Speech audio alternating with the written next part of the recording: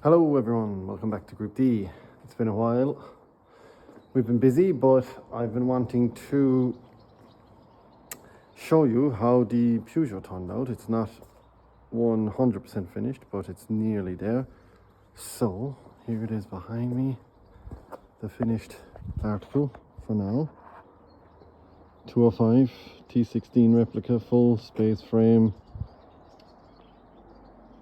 Yeah, it's so cool. Added to the collection right next to the S1. Fits in well.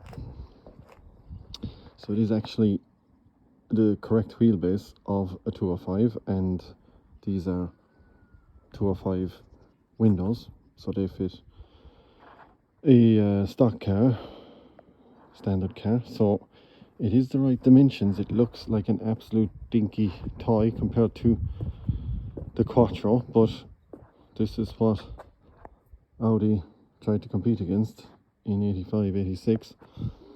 And that didn't go great for them.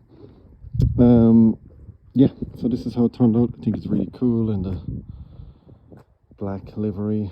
Not as complex looking as that one, but nice and simple. We'll be adding a few touches to it along the way, and I'm really delighted with how this turned out. Such a cool car. It's been going really well for us. A couple of times we've had it out. So let's get it up on the ramp inside, and let's take a big technical overview of what makes this thing work. And yeah, stay tuned at the end of the video, and we will and I will put up some in-car of the last time I was out in the 205. You can get an idea just how quick this thing is. It is really quick. So yes, let's get it up on the ramp and take a look at what makes it tick. Right, let's take a look at what makes this thing work. So 2-litre red top Opel Vauxhall engine, whatever you want to say. It's on a 45 Webers. Looks like a really nice, probably Simpson exhaust. Yeah, it's a Simpson. They do some good work. Probably do all of the National Hot Rod spec cars. We popped an alternator on this one, which is quite rare to see, but we just using it for sprints and not having to charge the battery and stuff. It's just a kind of a godsend of a thing. I don't mind a small loss from driving it. It's got a lot of power, I reckon about 240 horsepower. There's quite big cams in it, which we found out. We painted the valve covers, cam covers in our colours.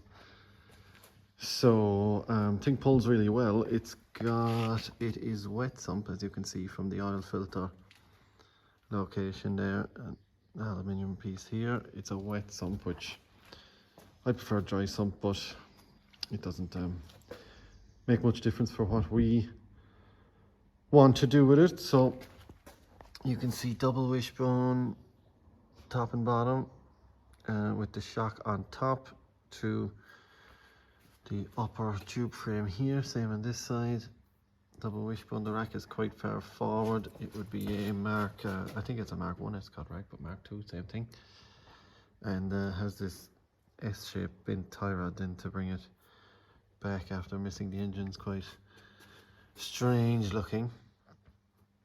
The radiator is huge. It's from a Ford Transit van, I believe. These cars are made for running in packs on the oval, so big radiator to try and get some air when you're stuck in traffic, but we'll probably replace this with a really small one at some point when we won't be running in traffic like that with this car. The header tank here, red is nice and low, and you fill it through here. There's your Filter King, which is a filter and a fuel pressure regulator in one. Very low pressure, of course, on the carbs. And yeah, it's very simple, nicely built. And it's very old. As you can see, it was a Sonny Howard preparation motorsport car back in 1993. 01353, I believe that's probably something to do with the Ireland calling code. So 35393, number 33 euro spec. So yeah, not very simple, very effective, very lightweight. Peugeot, we put a windscreen in, as you can see, just put it in over the original fiberglass visor that's in there. The whole car is fiberglass, the roof, everything is fiberglass. Flat floor, just a tin floor, and full space frame. On the inside, my dad was busy fitting standard door handle. We put windows in it to make it look like a real car. On the inside, very old school as well. Got your tacho straight in front of you, oil pressure and water temp. Yeah, it's a bit old school, messy. I'll probably update it at some stage. Running a 5-speed Quaife Type 9 dog box at the moment. So Type 9 being like a Sierra box. You can see flat floor, just a tin tunnel, extremely lightweight. You got your pedal box under here with your rear facing cylinders. It's a cable clutch, so there's a clutch and there's your brake bias on your balance bar, front to rear, clip off steering wheel. Yeah, cable clutch, quite old school. Clutch is really heavy, but once you're driving it you don't take much notice. On the back, just your harness going through, nothing at all really in there. Got this huge wing, which never really made any aerodynamic sense to me, but got this huge wing which looks really cool in fairness. Perfect, massive wide arch, 13x10s on the back with a bigger dish.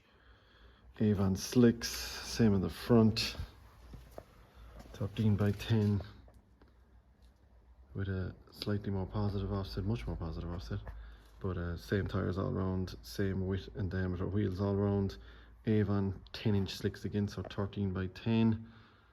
And yeah, let's take it up and have a look. But what a cool little car. Fully fiberglass on the rear again, every inch of it. Fuel tank is in here. I just fill it through that flap. We will put that back window on it because the dust being dragged forward is a little bit unsufferable at the moment, but that's what you got. Right, this is the real business side of this thing. So English Mark II Scott axle.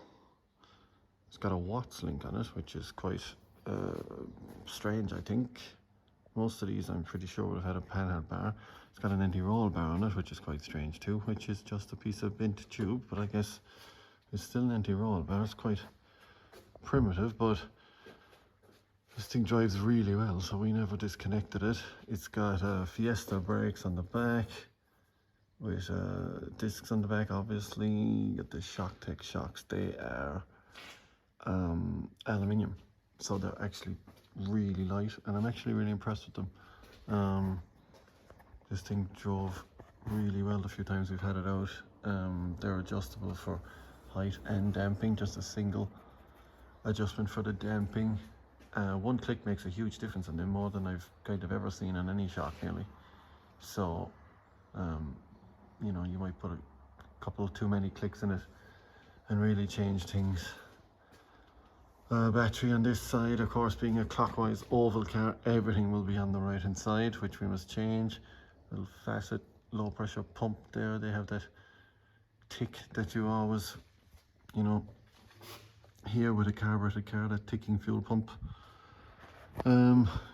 Big long rear link. It is a 3-link, what I would call a 3-link. 2 lower long links and 1 shorter top link. This guy goes onto the frame here and goes onto the top of the axle there, so off of center. So obviously, being a clockwise oval car, you do want to keep everything on the driver's side for better balance, or better turning or whatever.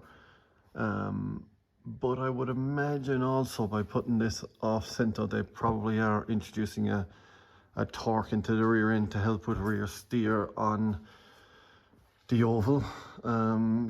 It's possible. I wouldn't be 100% sure, but I think that's what they would do. There's a bit of pinion down on it, as you can see on the axle. Not really sure where that goes when it's at right height, but certainly a droop, it's pinion down. So a lot of interesting things that oval people or grass track people would pay an awful lot of attention to with trying to set up a live axle for traction. These links are very long, they go in beside the seat. You can see with the passenger one, it goes so far forward. As I said, underneath, just a few bars and a flat floor. Seat mounts are nice and strong. There's your Type 9 quaif box. Things are a little slight bit of a crankseal leak, I think. You can see the chassis is just 2 tubes and then vertical tubes between it, making up the strength of it. And there is your, I believe, Cortina geometry hub or knuckle, double wishbone. So all these kind of kit cars, caterhams, anything British and kit carry would use a Cortina knuckle when using a double wishbone, I believe. Good brakes on the front, just Fiesta on the back, but 4-pot Willwoods on the front. Is this thing going on? Yeah, focus. Yeah, so Willwoods and nice discs. Of course, you're not stopping anything. 710 kilos and a 13-inch wheel. The brakes are actually really good in it. There's your Shock Tech coilover again with some settings on it that I had in it, written on it. So yeah, that's it. It's really basic, but man, it's quick. I was surprised just how quick this thing goes. Maybe I shouldn't have been surprised considering there's nothing there. 240 kilos, 10-inch slicks and 700 kilos, but or 240 horsepower, sorry, and 700 kilos, but it surprised me. It was really fast. There was a lot of quick cars out the last time we were using it and it destroyed them, so I'm really happy with this thing. Looking forward to getting it out at more events, but that's just a quick rundown on what makes it work. Any questions, let me know. I will be moving things probably. Maybe put the exhaust out the side and maybe move the battery over here. A smaller battery. It is still really right side heavy, and you can feel that driving it, that it goes much better around right-handers than it does around lefts. I'm still pretty good on the lefts, but you can, on fast lefts, you can feel it starting to tail, while on fast rights, it's nice and planted. So there is some work to do to it. I'm going fitting power steering to it. I'm going fitting hydraulic power steering to it. Yeah, going to fit hydraulic with an electric pump, just like the drift cars. I'm not going to fit electric on the column. I just don't like it, and I've got a plan for doing hydraulic setup on this. I think it's going to be a beautiful feel to it. With the 10-inch slicks and the 2.5 ton Escort quick rack, you can get yourself really crossed up, or the weight of the steering changes the more steering input you put in, so it can, in a push situation or in a very tight hairpin, it can really load up. Also, if you get crossed up and you have to put in some opposite lock, it almost kills you. It just really doesn't want to float and slide. The caster and the tire especially has huge force over your steering input, so the power steering, I think, will fix all that. That's about it. I think some power steering would make a big difference in this thing, and then just keep having fun with it. It's been amazing. It's been so much fun, and looking forward to getting it out again. But that's just a quick rundown of it, and yeah, hope you enjoyed it. See you guys next time.